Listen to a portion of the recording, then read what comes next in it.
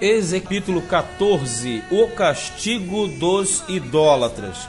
Aqui, mais uma vez, o profeta Ezequiel, ele condena a prática, os cultos aos ídolos e aos falsos deuses que era realizado pelo povo de Israel. No caso, os judeus, a tribo de Judá, o reino de Judá. Versículo 1 diz assim: E vieram a mim alguns homens dos anciãos de Israel, e se assentaram diante de mim. Isso quer dizer, no cativeiro onde ele estava. Então veio a mim a palavra do Senhor, dizendo: Filho do homem, estes homens levantaram os seus ídolos no seu coração, e o tropeço da sua maldade puseram diante da sua face. Devo eu, de alguma maneira, ser interrogado por eles? Portanto, fala com eles e dize-lhes: Assim diz o Senhor: Qualquer homem da casa de Israel que levantar os seus ídolos no seu coração e puser o tropeço da sua maldade diante da sua face, e vier ao profeta, eu, o Senhor, vindo ele, lhe responderei conforme a multidão dos seus ídolos, para que possa apanhar a casa de Israel no seu coração, porquanto todos se apartaram de mim para seguirem os seus ídolos. Vejamos aqui, Deus, o Senhor, está falando para Ezequiel o seguinte: olha, eles vão aproximar de você, se aproximar de você, vão sentar e vão pedir para você falar.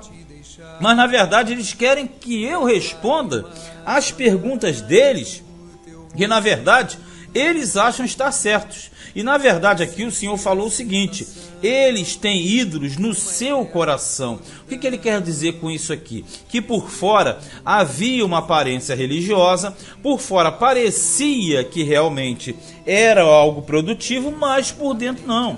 Por dentro, na verdade, eles estavam inclinados a servirem outros deuses, a adorarem outros deuses. Aí ele diz aqui no versículo 6, Portanto, diz a casa de Israel: Assim diz o Senhor: Convertei-vos e deixai os vossos ídolos, e desviai o vosso rosto de todas as vossas abominações, que no caso são as práticas. Porque qualquer homem da casa de Israel ou dos estrangeiros que peregrinam em Israel, que se alienar de mim, e levantar os seus ídolos no seu coração, e puser o tropeço da sua maldade diante do seu rosto, e vier ao profeta para me consultar por meio dele, a esse eu, o Senhor, responderei por mim mesmo. Ele quer dizer assim: esses que fingem, que pensam que enganam ao Senhor, que enganam a mim, se eles se aproximam do profeta, eu mesmo vou responder para eles, ou seja, eles vão receber de acordo com suas práticas. 8. E porei o rosto contra o tal homem, e eu farei um espanto, um sinal e um provérbio, e arrancá-lo-ei do meio do meu povo, e sabereis que eu sou o Senhor. Ele quer dizer o seguinte: eles praticam o mal, eles se afastam de mim, e aí eles vêm com a cara mais lavada do mundo interrogar se esses que fizerem tal coisa, que tiverem tal comportamento, eu simplesmente os exterminarei. 10.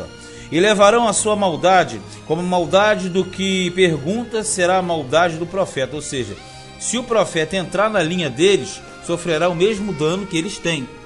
Para que a casa de Israel não se desvie mais de mim, nem se contamine mais com todas as suas transgressões. Então eles serão meu povo, e eu serei o seu Deus, diz o Senhor. Então, na verdade, o capítulo 14 está mostrando claramente o castigo do idólatra. Mas esse idólatra aqui não é só o idólatra por fora, não.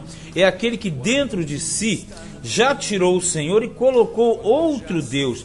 Só que por fora ele aparenta uma religiosidade. Veja no 12, Veio ainda a minha palavra do Senhor dizendo: Filho do homem, quando uma terra pecar contra mim, gravemente se rebelando, então estenderei a mão contra ela, e tornarei instável o sustento do pão, e enviarei contra ela a fome, e arrancarei delas homens e animais. Ele está dizendo o seguinte: quando uma terra ou um povo se levanta contra ele, que peca contra o Senhor, ele dá como paga a instabilidade de comida, de pão, de água, e começa a ter mortandades. Moral da história: apartando-se de Deus, vêm as consequências que eram, na verdade, para Israel, a maldição da lei, ou seja, as consequências da lei. Agora veja o que ele diz no versículo 14.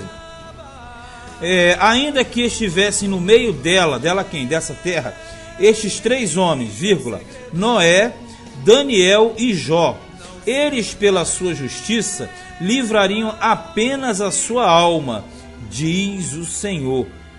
Veja que ele aqui dá o exemplo de 3 personagens justos, dizendo que se esses daqui estivessem dentro dessa terra, eles só conseguiriam livrar suas próprias cabeças, sinal de que Deus não vai aliviar para ninguém. E olha que são 3 personagens de peso, sendo que um deles tem que se explicar aqui. Por exemplo, Noé você conhece que é o homem da arca, Jó também, porque é aquele famoso Jó lá do sofrimento. Agora esse Daniel não é o Daniel da cova dos leões do livro de Daniel.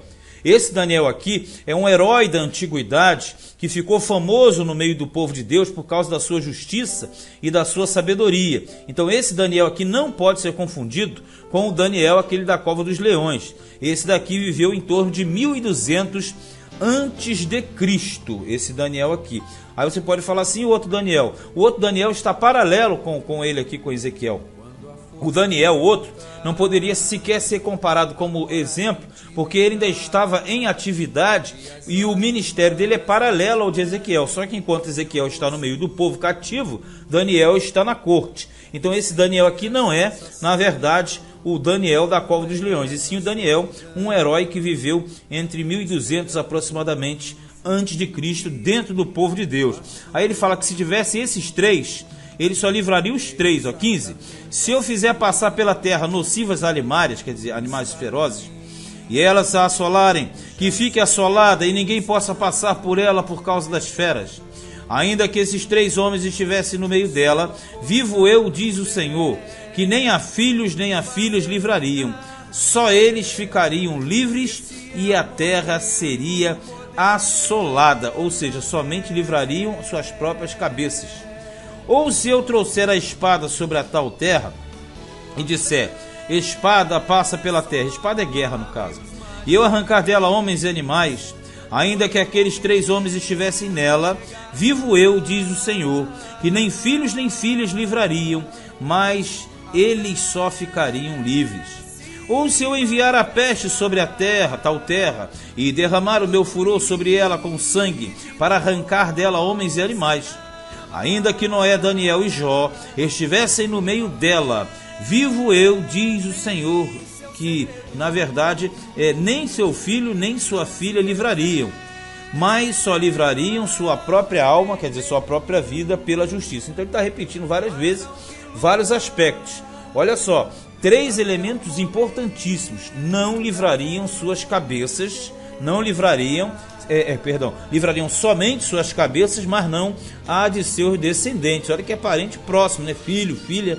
21, porque assim diz o Senhor, quanto mais se eu enviar os meus 4 maus juízos, a espada e a fome e as nocivas alimárias e a peste, contra Jerusalém, para arrancar dela homens e animais. Então está dizendo claramente, para arrancar delas homens e animais, é uma interrogação. Então ele está falando assim, se eu mandar as 4, se eu mandar uma por uma no livro, e se eu mandar as 4? Porque moral da história, ele já avisou, até para o próprio Ezequiel, e nós lemos isso, que ele vai mandar os 4 contra Israel, contra Jerusalém.